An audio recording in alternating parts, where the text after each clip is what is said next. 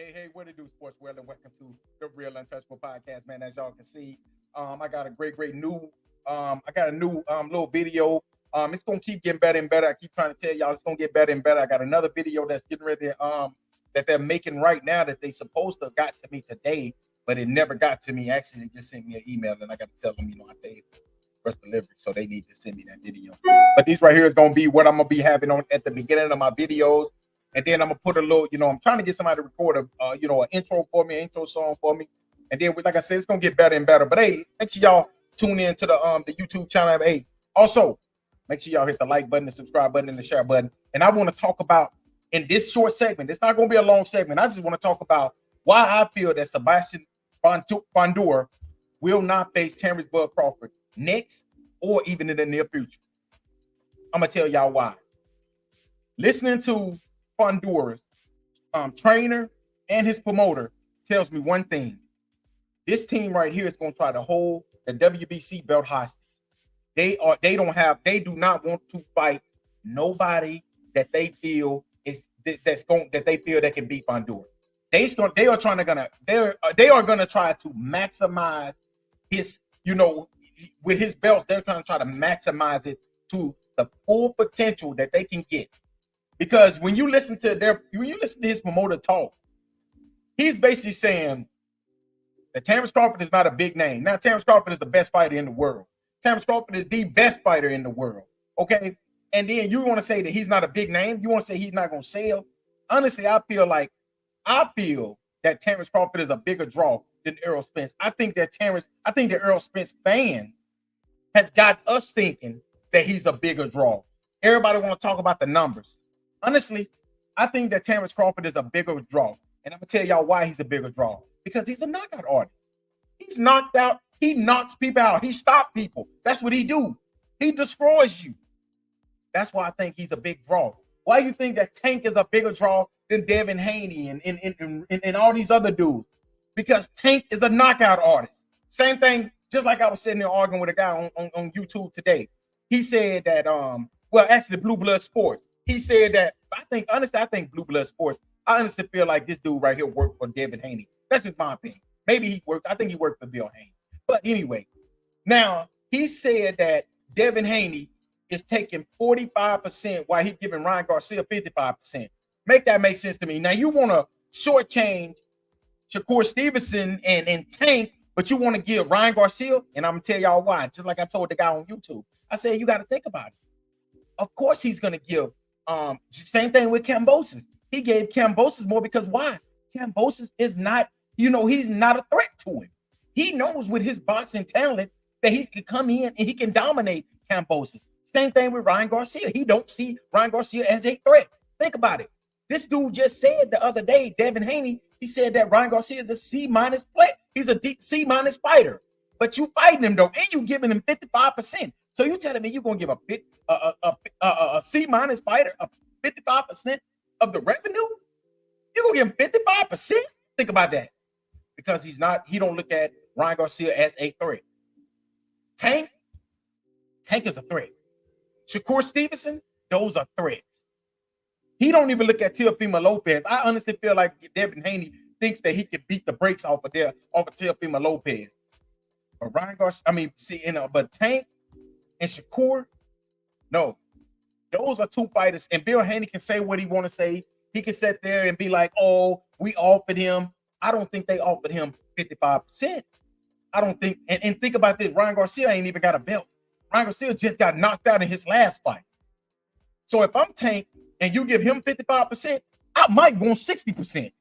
Just being honest with you, I might want 60% because hell, I stopped the fighter that you about to get and fight right now.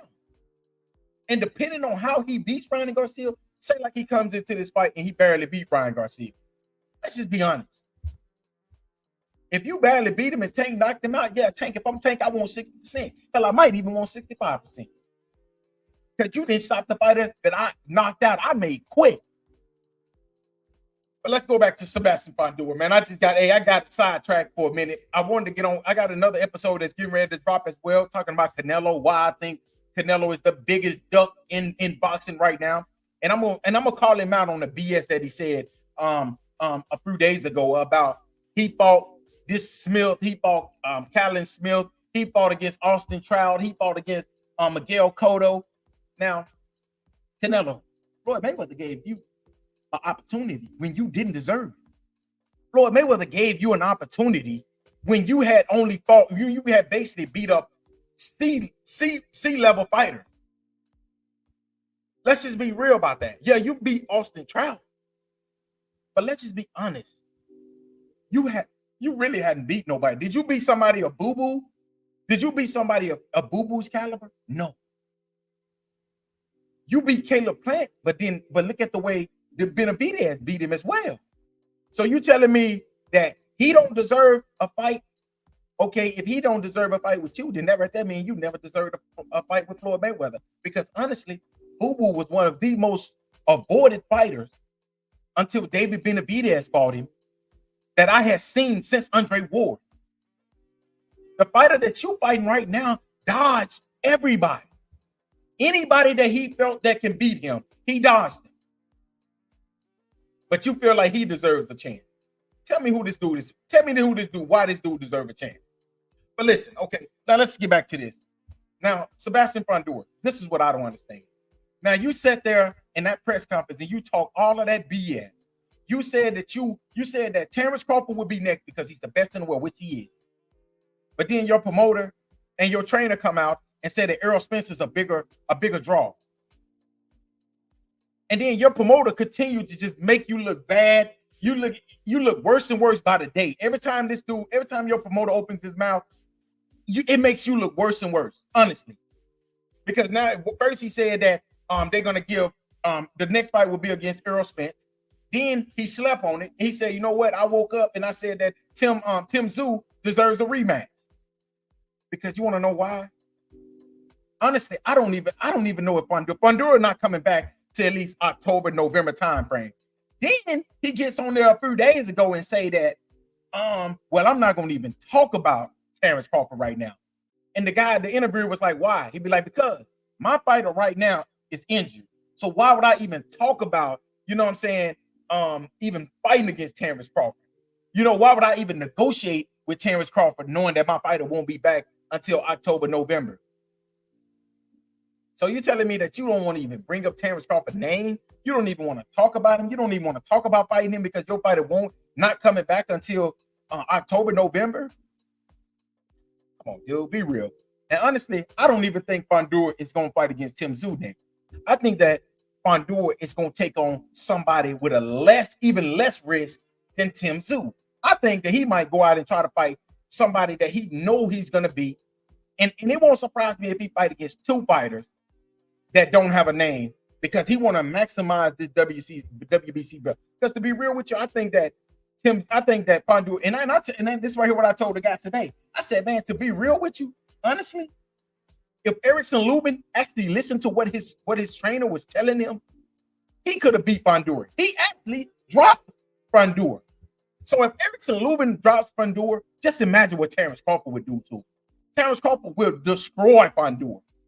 Honestly, I just think that he will destroy him. Because I've seen Terence Crawford destroy taller fighters. I ain't seen him destroy nobody as tall as Fundora, but I seen him fight against Jose Benavidez, who's about 6'1", 6'2", with a long reach. And what did he do? Had him doing a spanking leg. And what did people say? Oh, he had been shot. Terence Crawford beat up a banged up fighter. Well, he defeated this fighter. Oh, Terence, he stopped Sean Porter. Oh, Sean Porter was on his way out. He said he beat the brakes off of Errol Spence. Oh, Errol Spence was dehydrated. Now, Errol Spence wasn't dehydrated in all of his other 28 fights. But this right here, he was dehydrated. And I'm going to tell y'all, that's why I look at, when I think about it, Fundora's trainer know, Fundora promoter know, that they want to stay the hell away from Terence Bud Crawford. And I don't blame him. But if you want to be the best, you got to fight against the best. I don't think Fundora wants to be the best. I think he said he wants to be the best, but I think his mindset is, I need to make as much money as possible. Fundora does not care about being the best. Fundora cares about maximize the WBC belt. because I think they might strip him from the WBO belt. Now, what should happen next between what should Bud Crawford do next? If I'm Terence Bud Crawford, I start looking at Tim Tszyu. I asked Tim Tszyu, hey, you remember now Tim Tszyu said he wanted to fight Bud Crawford, then he said he don't want to fight him. I go after Tim Tszyu next. And if I'm Errol Spence, what's going to happen with Errol Spence? Errol Spence don't want no issues. I don't think Errol Spence even thought about facing Terence Bud Crawford again.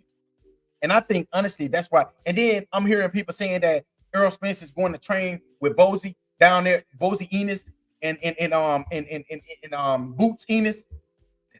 You can train whoever the hell you want to train with. One thing about a 32-year-old boxer that's been doing the exact same thing that he was ever since he was in the amateur. He's a brawler. He's not really a boxer. He's more like a brawler.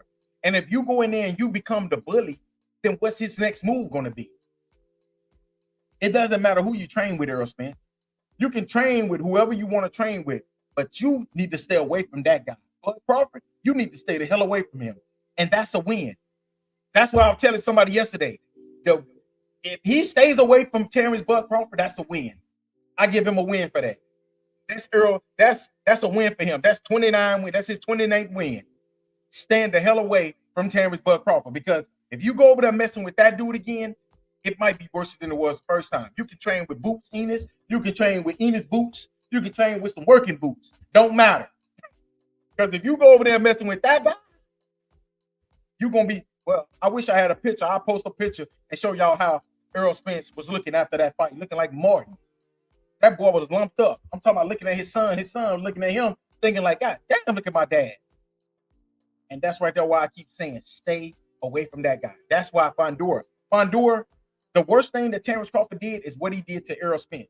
Because these other fighters are looking at Errol Spence. They looking at the Errol Spence fight, and they like, listen, look at what he did to Errol Spence. What the hell do you think he's going to do to us? That's why I think Fundora is scared right now to face Errol Spence. He's scared to face Terence Bud Crawford. Errol Spence don't want to face Terence Bud Crawford. Fundora don't want to face Terence Bud Crawford. Tim Tszyu don't want to face Terence Bud Crawford. Listen, all of these dudes are scared. They will rather fight each other. And I'm going to tell y'all something. Honestly, I'm happy that everybody got a chance to see, because years ago, they were saying that Terence Crawford was avoiding everybody. Terence Crawford, they had blackballed Terence Crawford. PBC did. PBC blackballed him. And when he finally got a chance to start fighting against their fighters, he started stopping every last one of them. And that's what I'm happy about. So now you can't say that this man right here is avoiding anybody. If I'm Terence Crawford, this is what I would do.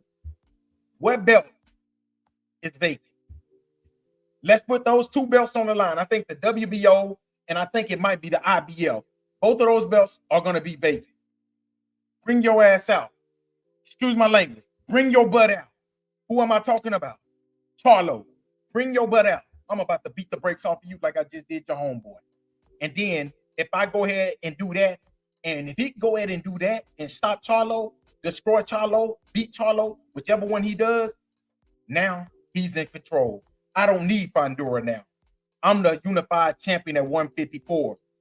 Now Fundora needs me. Spence needs me. Tim Tszyu needs me. That's what I think Terence Bud Crawford should do. But like I said before, I do not think that Sebastian Fundora have any.